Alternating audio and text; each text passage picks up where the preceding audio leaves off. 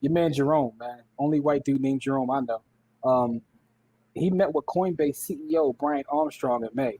So you guys can believe what you want to believe. Like I see people, somebody put in our group, and I think it was Michelle, how people still talk about it's not real, it's not this. This is the Fed. This is the Federal Reserve Chairman meeting with the Coinbase CEO, right? So That's all you need to hear. You know where it's about to go.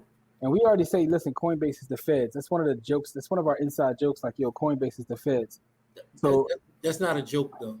I mean, it started as a joke. But with all that being said, listen, man, May 11th, they had two meetings. So here's a whole story about this. You guys can look it up. But he definitely is out here meeting with folks in the space. So when people tell you it's funny money, or it's not real, yada yada yada, okay, Yeah. okay, yeah, you just take a look at that. You know what I'm saying? Another story, real quick though. I just wanted to show that one. That's the first one I'm going to start with. The second one is this. So I was having a conversation on Instagram where I spent a lot of time, creating meme art, as I call it, and just having conversations with the folk. And I always come across these like anti-job folks, and I laugh at it, right? Because there's no one way to create wealth. So I hate people that job shame specifically within our community, because in my opinion, we need representation in like pretty much everywhere. Entrepreneurs, people in positions of power. But I'm not trying to turn this into a political show. But I found something interesting, right? So I was talking to someone, and I made the comment about like CEOs being employees.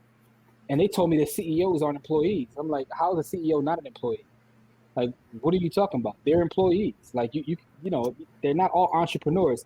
And also for the most part, a lot of them aren't the CEO of a company they founded, especially as you start talking about the big boys, right? Yep. But here's something I found interesting, right? Going along those lines, another story I want to talk about to see if you guys heard about this story. So everybody knows that Jeff Bezos stepped down and Amazon has a new CEO. But did you guys see his compensation package? Listen, over the next decade, he's about to get $200 million in stock. That's the new CEO. Yes, the new guy. This is part of his compensation package. So I just wanted to share this with you guys, man. 53-year-old gentleman, over the next decade, he's gonna get awarded $200 million. Hold on, so he gonna do like Bezos. So he gonna do like Bezos, and basically his stock provides him with liquidity or whatever, and then well, hold on, that's just part of his compensation. He's getting paid too. That's just part of his compensation. No, because Bezos was only taking like $90K a year. Yeah, he's not Bezos though. I'm just saying, like, he has a different compensation than Bezos. This is just when he's getting awarded in stock. So he don't have to run the whole Jeff Bezos play. Because remember, he was already on salary. He's coming from within the institution. Yeah. So that's gangster. I just wanted to show that sometimes in, just taking it to a personal story. The only private industry job I've ever had, outside of like consulting work, I worked for Johnson & Johnson for a minute. And what I learned from that experience is it was so many middle managers who were millionaires, literally off company stock, that I couldn't even count them. And they would show statements and things like that. And I'd be like, wow, all right. And these are everyday working folks, but they just happen to be working there, put their time in. So it's possible, and shout out to everybody with 401ks too. If you get a match on your 401k, you should be at least contributing up to what your match is. That's free money. That's the greatest money there is. That's 100%. Listen, man. Gain. That's 100% ROI. Even if the stock doesn't do anything, that's 100% ROI. Don't let any of these fake internet gurus fool you. If you got a 401k with a match, get that chicken. That's all I'm gonna say. Whatever you put in there is guaranteed to make 100%, because they're matching it 100% up to a certain amount. I knew Keith was a stockbroker. Yep. See, like Pastor said, a job provides the seed for you to grow the fruit of wealth. This is absolutely true. Don's point, Don right here. Steve Ballmer was an employee and made enough money to buy the Clippers. That is true. Crazy. Steve Ballmer didn't find anything. He was there. He was shooting in the gym, but still. Yeah.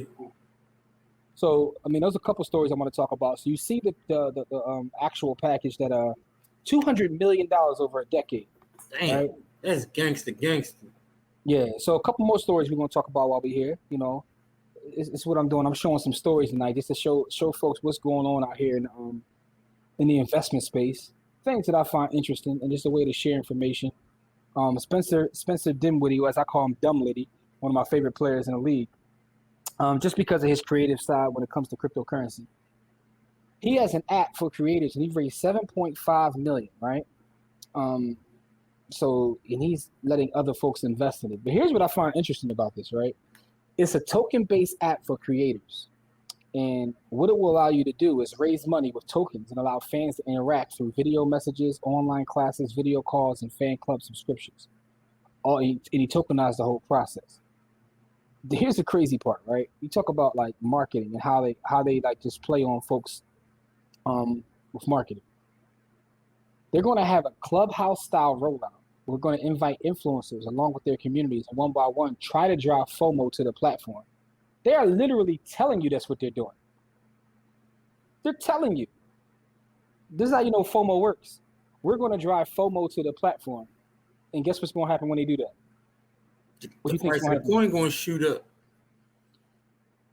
But they're literally telling you up front, our objective is to drive FOMO. I remember when Clubhouse first came out, that was like the thing. Like, yo, I can get an invite. I got an invite. And the whole thing was weird. But it was popping for a minute. And then, as everything, marketers come in and ruin everything. Because that's what marketers do.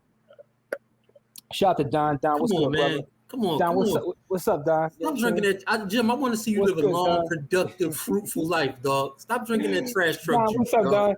Anyway. Come on, man. But with that being said, though, they're literally telling you right now that they're going to drive FOMO to it.